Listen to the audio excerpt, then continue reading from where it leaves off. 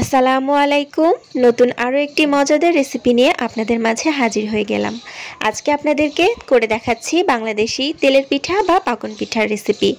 সাধারণত গ্রামের দাদি কিংবা নানিদের হাতের নরম তুলতুলে ফুলকো পাকন পিঠাটা খেতে কিন্তু আমরা সবাই অনেক বেশি পছন্দ করি।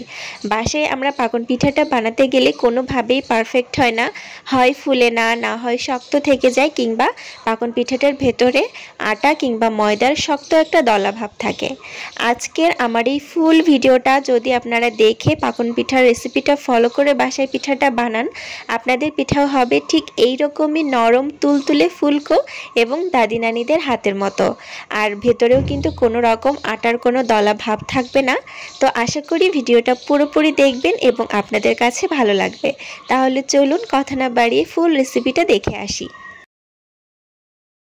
পাকন পিঠা বা তেলের পিঠাটা বানানোর জন্য আমি একটা বাটিতে নিয়ে নিচ্ছি 1.5 কাপ পরিমাণ শুকনা চালের গুঁড়া। আপনারা চাইলে ভেজা চালের গুঁড়াটাও ব্যবহার করতে পারেন। এখন আমি আরও নিয়ে নিচ্ছি 1 কাপ পরিমাণ ময়দা। 1.5 কাপ পরিমাণ চালের গুঁড়ার সাথে আমি 1 কাপ পরিমাণ ময়দা ব্যবহার করছি। এতে করে পাকন পিঠাটা অনেক বেশি নরম তুলতুলে হবে এবং বানিয়ে রেখে দেওয়ার অনেকক্ষণ পরেও কিন্তু এই পিঠাটা অনেক বেশি নরম থাকবে। একটা কড়াইতে আমি এখানে নিয়ে নিচ্ছি প্রায় 1 কাপ পরিমাণ খেজুরের গুড়। মিষ্টিটা আপনারা আপনাদের স্বাদ অনুযায়ী দিতে পারেন।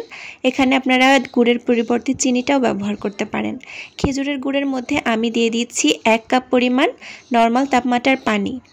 এখন এই গুড়ের সাথে পানিটাকে ভালো করে আমি চুলায় একটু গরম করে নিব, জাস্ট গুড়টা গলে যাওয়া পর্যন্ত। খুব বেশি জাল করে কিন্তু এটা ঘন করা যাবে না। এরকম যখন গুড়টা পুরোপুরি গলে যাবে সেই পর্যায়ে চুলাটা বন্ধ করে দিতে হবে এবং এই মিশ্রণটা এখন আমি কিছুটা ঠান্ডা করে নিব।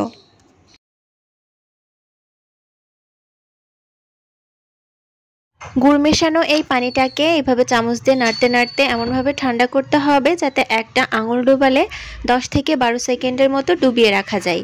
ঠিক এই রকম গরম থাকা অবস্থায় এই গুড়ের পানিটাকে এখন অল্প অল্প করে সেই ময়দা এবং চালের গুঁড়ার মধ্যে দিব এবং এভাবে হাত দিয়ে মাখাতে থাকবো।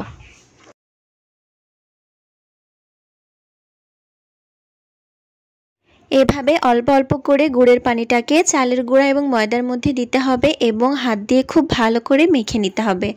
দেখতে পাচ্ছেন আমি অল্প অল্প করে গুড়ের পানিটাকে মেশাচ্ছি এবং গুঁড়াটাকে মাখিয়ে নিচ্ছি।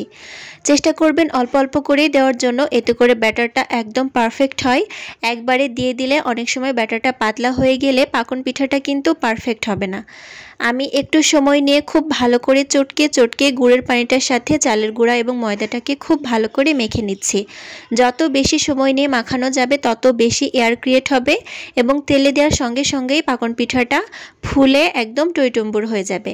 দেখতেই পাচ্ছেন আমি সময় নিয়ে ধৈর্য সহকারে এভাবে ব্যাটারটাকে খুব ভালো করে ফেটিয়ে নিচ্ছি।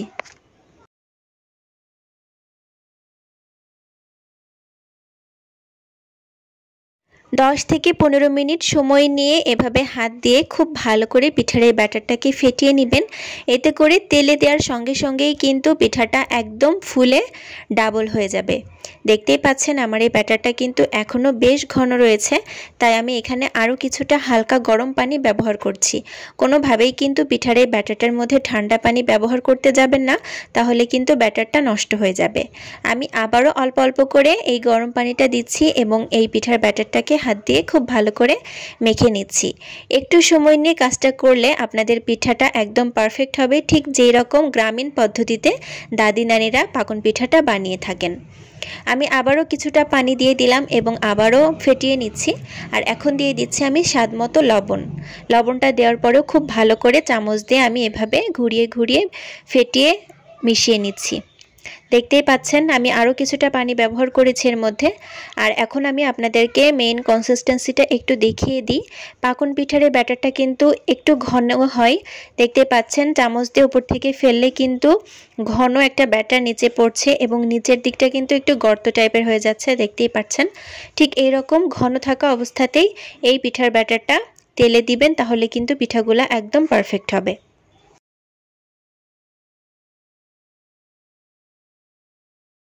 আপনাদের বোঝার সুবিধার্থে আমি কনসিস্টেন্সিটা আরেকটু দেখিয়ে দিচ্ছি। এই ব্যাটারটা কিন্তু পাটিসাপটা পিঠার ব্যাটারের থেকে বেশ ঘন। চামচের সাহায্যে ব্যাটারটা ওঠানোর পর চামচের পেছনে যেই অবশিষ্ট ব্যাটারটুকু লেগে আছে সেটা যদি একটা আঙুলের সাহায্যে দাগ কেটে দেওয়া হয় আর দাগটা যদি সঙ্গে সঙ্গে একটার সাথে আরেকটা লেগে না যায় তাহলেই বুঝতে পারবেন ব্যাটারের ঘনত্বটা একদম পারফেক্ট আছে। পিঠাগুলো ভাজার জন্য ছোট্ট একটা কড়াইতে আমি পর্যাপ্ত তেল নিয়ে নিয়েছি, কারণ এই পিঠাটা ডুবো তেলেই ভাজতে হয়।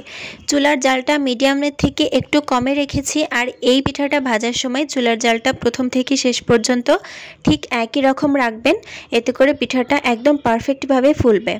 প্রত্যেকবার পিঠা তেলে দেওয়ার আগে পিঠার এই ব্যাটারটাকে চামচ দিয়ে খুব ভালো করে একবার করে ফেটিয়ে নেবেন, আর একদম ভালো করে গরম হয়ে যাওয়ার পর ব্যাটারটাকে তেলের মধ্যে দিবেন। দেখতেই পারবেন আপনাদের পিঠাটাও ঠিক এই রকমই একদম সঙ্গে সঙ্গে ফুলে টইটম্বুর হয়ে যাবে।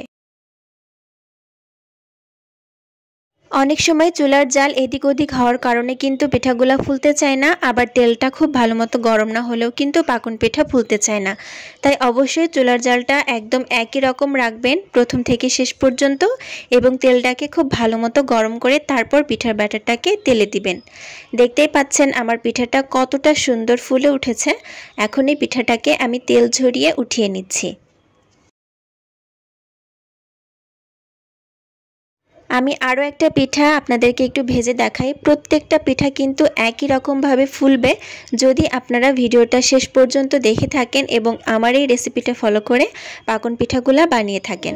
প্রত্যেকটা পিঠা কিন্তু আমার একদম ফুলে টইটম্বুর হয়ে গিয়েছে, আর দেখে কিন্তু আমার অনেক বেশি ভালো লাগছে, কারণ পাকন পিঠা কিন্তু সহজে হতে চায় না।